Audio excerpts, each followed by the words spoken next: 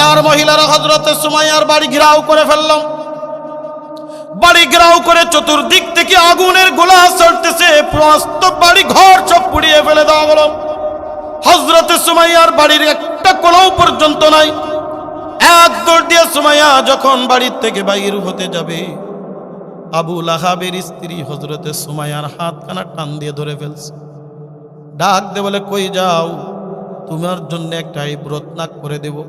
তুমি যদি সঠিকভাবে ইসলামের প্রতি তুমি যদি সেখান থেকে ফিরে না আসো, আমাদের দেবদেবীর প্রতি যদি তোমার আকৃষ্ট না থাকে, মনে রাখবা তোমার এমন একটা হাল করে দিব যা দেখে মক্কার সমস্ত মহিলারা শিক্ষা গ্রহণ করবে। হযরতে সুমাইয়া রাদিয়াল্লাহু তাআলা আনহা আসমানের দিকে বারবার এরকম চোখের পলক দিয়ে ডাকতে বলে, মালিক, আপনি তো বলেছিলেন পরীক্ষা হবে, এই তো পরীক্ষার পালা শুরু হয়ে গেছে। ও মালিক রব্বুল আলামিন, আমরা তো হযরতে আসিয়ার কাহিনী শুনেছি। ফিরাউনের স্ত্রী ছিল হযরতে মূসা আলাইহিস সালামের জন্য বড় পাগল, তোমার জন্য বড় পাগল। হযরতে আসিয়া আলাইহিস সালাম রে যখন ফিরাউন শহীদ করে দিয়েছিল, ও মালিক রব্বুল আলামিন, তুমি তার সামনে তোমার জান্নাত কেন ধরেছিলা? আমি সুমাইয়া তোমার দরবারে দরখাস্ত করে যাই, ও মালিক রব্বুল আলামিন, আমি ইসলাম চলবো না, কুরআন চলবো না, দ্বীন চলবো না, নবী চলবো না, আমি তোমাকে ছাড়বো না। আমি ইসলামের উপর অবিচল থাকবো, আমি দ্বীনের উপরে অবিচল থাকবো, আমি কোরআনের উপরে অবিচল থাকবো। তবে আমার দিলের একটা শেষ তামান্না রব্বুল আলামিন, আমি যখন দুনিয়ার থেকে বিদায় নিয়ে যাব, আমাকে যেন ওই আসিয়ার মতো জান্নাত খানি একটু দেখায়া দিও। জোরে জোরে কান সুবহানাল্লাহ। হযরতে সুমাইয়া রাদিয়াল্লাহু তাআলা আনহাকে মক্কার কাফিরা মহিলারা ধরে নিয়ে গেল টাটিয়াল ময়দানের মধ্যে। শরীরের সমস্ত কাপড় টান মেরে খুলে ফেলে দিয়া দিল। হযরতে সুমাইয়ার পরনে কোনো কাপড় নাই। হযরতে সুমাইয়া হাত দিয়া লজ্জা স্থান ঢেকে ডাকতে বলে, মালিক, এটা কিভাবে আমাকে পরীক্ষা নিচ্ছ? আমার ইজ্জত আবরু সব শেষ হয়ে গেল, কিন্তু মনে রাখবেন, ইসলামের জন্য আমার জীবনটা আমি কুরবান করে দিছি। আমি সুমাইয়ার জীবনের কোনো মূল্য নাই। আমার তো মূল্য তখন হবে যখন আমি আপনার জন্য নিজের জীবনটা কুরবান করে দিতে পারবো। মক্কার কাফের মহিলারা এরপরেও ক্ষান্ত হয় নাই।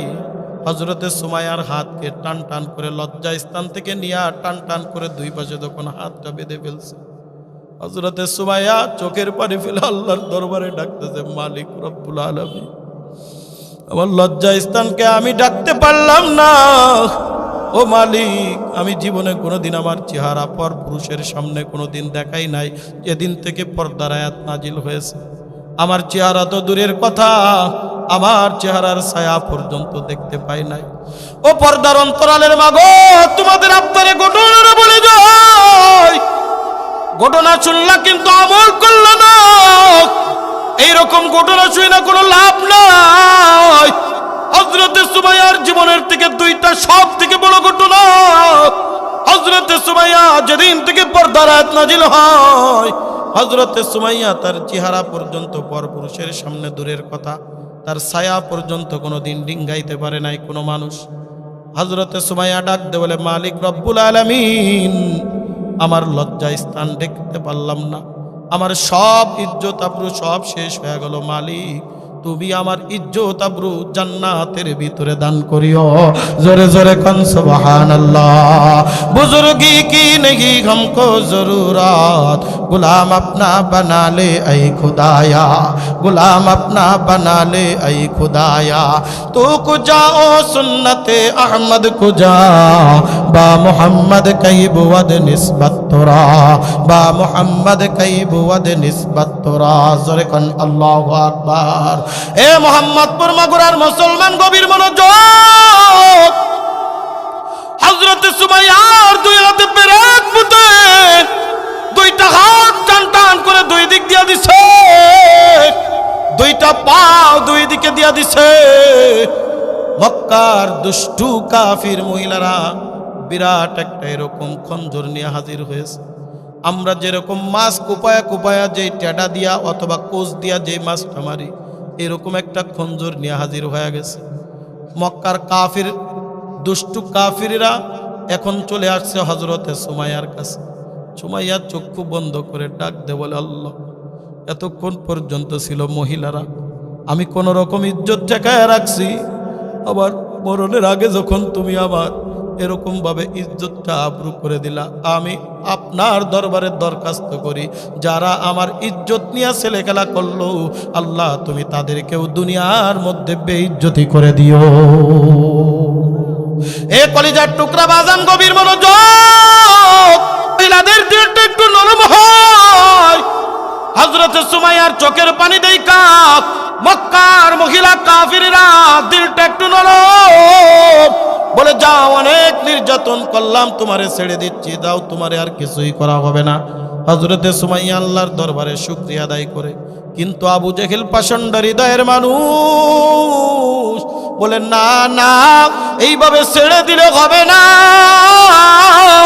খবরদার, তার হাতের বান্ধন কেউ খুলবা না, পায়ের বান্ধন কেউ খুলবা না। আবু জাহেল এরকম সেরকম বল্লমটা হাতে করে নিয়া হযরতে সুমাইয়ার কাছে হাঁটি হাঁটি পা পা করে যায়। হযরতে সুমাইয়ার লজ্জা স্থান পুরা উলঙ্গ অবস্থায় আল্লাহর দরবারে চোখ বন্ধ করে কান্দে, চোখের পানি টপ টপ টপ টপ করে পড়ে। আবু জাহেল হযরতে সুমাইয়ার লজ্জা স্থানের উপরে যখন বল্লম দিয়ে আঘাত করেছে, সুমাইয়া একবার ডাক দিছে, আল্লাহ।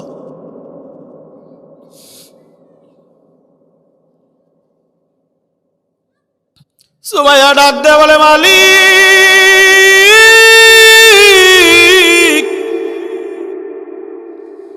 ইতিহাস বেরেক করে ফেলছে, এত নির্দয় মানুষ জীবনে কোনোদিন দেখি নাই, কতভাবে হত্যা দেখলাম, কতভাবে মারা দেখলাম।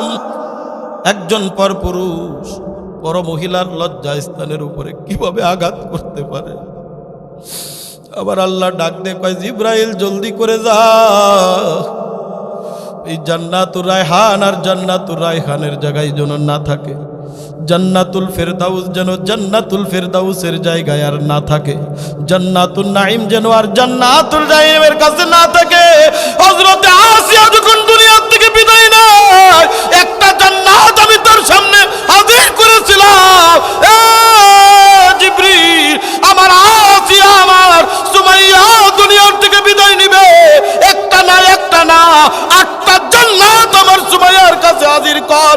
আমার জান্নাত দেখতে দেখতে আমার সুমাইয়া যখন দুনিয়ার থেকে বিদায় নেয়, আমার জান্নাত দেখতে দেখতে আমার সুমাইয়া যেন দুনিয়ার থেকে বিদায় নেয়। কলিজার টুকরা বাজান, কিছুক্ষণ পরে হযরতে সুমাইয়া মুখটা বড় বেজার ছিল, কিন্তু না, এখন মুখের ভিতরে হাসি। আবু জেহেল বলে, কি রে সুমাইয়া, তোর কি ব্যথা লাগে না, তোর কি ব্যথা লাগে না? সুমাইয়া ডাক দে বলে, আবু জেহেল, এই মজা তুই বুঝবি না, এই স্বাদ তুই বুঝবি না, এই মজা তুই বুঝবি না, আমি তো মজা পাই আমার মহান মালিক। আমি সুমাইয়ার আমল তেমন কিছু ছিল না, আমি সুমাইয়া তো সারা জীবন অন্যায় করেছি, নাফরমানি করেছি। ও আবু জাহেল, তুই আমার লজ্জা স্থানে আঘাত করিয়া আমার আল্লাহ, আল্লাহু আকবার, আমার আল্লাহ একটা দুইটা নয়, 8টা জান্নাত আমার সামনে হাজির করে ফেলছে। এখন আমি যদি মারাও যাই, আমার জীবনে আর কোনো দুঃখ নাই, আমার জীবনে আর কোনো দুঃখ নাই। মাগুরা মোহাম্মদপুরের মুসলমান, আমরাও তো মুসলমান, আমরাও ইমানদার, তারাও ছিলেন ইমানদার, জীবন দিছে কিন্তু আল্লাহরে ছাড়ে নাই, জীবন দিছে কিন্তু আল্লাহর হুকুম ছাড়ে নাই, আল্লাহর ইবাদত ছাড়ে নাই, আল্লাহর বন্দেগী ছাড়ে নাই, আল্লাহর কথা স্মরণ থেকে নিজেরে কোনোদিন মুক্ত রাখে নাই। কিন্তু আজকে আমাদের অবস্থা কি? দুনিয়া যেখানে আমরা সেখানে, জোরে কোন কথা ঠিক কি ঠিক না? হে মোহাম্মদপুরের মুসলমান, হাতে পায়ে দরুদ করে যায়, এখনো সময় আছে, ফেরো, ওই আল্লাহর পথে ফিরে আসো, দ্বীনের পথে ফিরে আসো, কোরআনের পথে ফিরে আসো, কালেমার পথে ফিরে আসো। আজকে যদি তুমি অন্ধকার কবরে চইলা যাও, আমি শুরুতেই আপনাদেরকে বলেছিলাম, এই দুনিয়ায় যখন আমরা এসেছি, এই দুনিয়ায় আসার আগেই কিন্তু আমার হায়াত কতদিন, আমি কবে দুনিয়ার থেকে বিদায় নিব, কিভাবে দুনিয়ার থেকে বিদায় নিব, আল্লাহ পাক রব্বুল আলামিন আমার সব কিছু লিপিবদ্ধ করে রেখেছে। এ কলিজার টুকরা বাজান, আমার কলিজার টুকরা যুবকেরা, এ আমার মুরব্বী বাপজান, পর্দার অন্তরালের মাগো, তোমরা কি খেয়াল করে দেখো না রাত্রে একসাথে কত মানুষ ঘুমাইতে যাও, আমি ঘুম থেকে উঠলাম কিন্তু আমার পাশে আর একজন ঘুম থেকে আর উঠতে পারে না, ওই মসজিদের মাইকে ঘোষণা হয়ে যায় অমুক আর দুনিয়ায় না, দুনিয়ার থেকে বিদায় নিয়ে অন্ধকার কবরে চলে গেছে। এ কলিজার টুকরা যুবক, তুমি কি দেখো না তোমার মতো কত যুবক আজকে ওই অন্ধকার কবরে আল্লাহর জন্য কি করে গেলা, ওই কবরে নাজাত পাইবা কিভাবে? হযরতে আবু যর গিফারির দিকে একবার তাকাও, হযরতে সুমাইয়ার দিকে একবার তাকাও, হযরতে বেলালের দিকে একবার তাকাও, হযরতে আল্লাহ রাসূলের সাহাবী হযরত আবু হুরায়রার দিকে একবার তাকাও। জীবন দেয় কিন্তু আল্লাহরে ছাড়ে না, জীবন দেয়, আল্লাহর হুকুম কোনোদিন বন্ধ করে দেয় না, নামাজ পড়ছে, ইবাদত করে, বন্দেগী করে। হে কলিজার টুকরা বাজার, আল্লাহ তাআলা ডাক দে বলেন, বান্দা ঈমানের পরে বান্দা তুমি যদি নেক আমল করতে পারো, সৎ কাজ করে যাইতে পারো, নামাজ কালাম ইবাদত বন্দেগী তাসবিহ তাহলিল দান সদকা যদি করতে পারো, আল্লাহ তাআলা ডাক দে বলে, বান্দা এমন জান্নাত আমি দান করব যেই জান্নাতের তলদেশে একটা দুইটা নয় চার চারটা নহর প্রবাহিত। আল্লাহ তাআলা ডাকতে বলেন, তিন তাহাতিয়াল আনহার, আল্লাহ তাআলা কুল্লামা রুজিকু মিনহা মিন সামারাতির রিজকা, ওই জান্নাতের ভিতরে যাওয়ার পরে যখন তাদেরকে আপ্যায়ন করা হবে ফল দিয়া, ডাকতে বলবে, আল্লাহ দুনিয়াতে এরকম ফল খেয়েছি। আমার আল্লাহ ডাকতে বলবে, বান্দা ওই দুনিয়ার জমিনের মধ্যে তুমি কষ্ট করেছো, ওই দুনিয়ার জমিনের মধ্যে তুমি কত কষ্ট করেছো, ইবাদত করেছো, বন্দেগী করেছো, আমি আল্লাহর পথে চলেছো না, এই ফল শুধু ফল না, এই ফল হলো জান্নাতি ফল, একটাবার কামড় দিবি জান্নাতি ফলের ঘ্রাণ পেয়ে যাবি। জোরে কোন সুবহানাল্লাহ। এই জন্য আমরা কি চাই কি চাই না, ওই কিয়ামতের ময়দানে যেন আমার আল্লাহ আমার জান্নাত দেয়। কে কে চায় হাত তুলে দেখান, নারে তাকবীর। আল্লাহ তুমি আমাদেরকে কবুল করে নাও। এই জন্য এক নম্বর কাজ হবে, দুনিয়ার কাউরে মানি না, মানি জোরে কোন কারে, মহব্বত রাখবো কার সাথে, জোরে কোন, ভালোবাসা রাখবো জোরে কোন কার সাথে। দ্বিতীয় নম্বর, এক নম্বর বান্দা ঈমান আনবো আল্লাহর উপরে, দ্বিতীয় নম্বর যত নেক কাজগুলি আছে, ভালো ভালো কাজগুলি আছে, হে বান্দা ওই কাজগুলি করো, আজকে মরলে কালকে 2 দিন কিছুই কবরে নিয়ে যাইতে পারবা না, ওই অন্ধকার কবরে আমার আপনার সঙ্গী কিছুই হবে না। এ কলিজার টুকরা বাজার, গত বছরের মাহফিলে আমি এখানে এসেছিলাম জানুয়ারি মাসের 12 তারিখ। এ বাজার আজকে হয়ে গেছে জানুয়ারি মাসের কত তারিখ? 24 তারিখ। তার মানে 1 বছর প্রায় 12 দিন পরে আজকে আপনাদের মাঝে আমি এসেছি। এই মজলিসের মধ্যে এমন অনেকেই ছিল গত বছর মাহফিলে উপস্থিত, আজকের এই মাহফিলে তারা উপস্থিত থাকতে পারে নাই। জোরে কোন কথা ঠিক কি ঠিক না? আগামী 1 বছর পরে আবার মাহফিল হবে, আগামী 1 বছর পর্যন্ত হায়াত পাবো তার কোনো গ্যারান্টি নাই। জোরে কোন কথা ঠিক কি ঠিক না? এই জন্য আমার আপনার এমন কিছু কাজ করে যাব যেই কাজের কারণে আল্লাহ তাআলা কিয়ামত পর্যন্ত আমার নাজাতের ওসিলা করে দেয়। আল্লাহর নবী বলেন, ইজা মাতাল ইনসান ইনকাতা আনহু আমালুহু ইল্লা বিসালাসা, মানুষ যখন দুনিয়ার থেকে বিদায় নিয়ে যায় তার সকল আমলের দরজা বন্ধ হয়ে যায়। 3টা আমল কিয়ামত পর্যন্ত আল্লাহ তাআলা জারি রাখেন। আল্লাহর নবী বলেন, 1 নম্বর ইল্লা বিসাদাকাতিন জারিয়া, 1 নম্বর বান্দা যেই সদকায়ে জারিয়া করে গেল।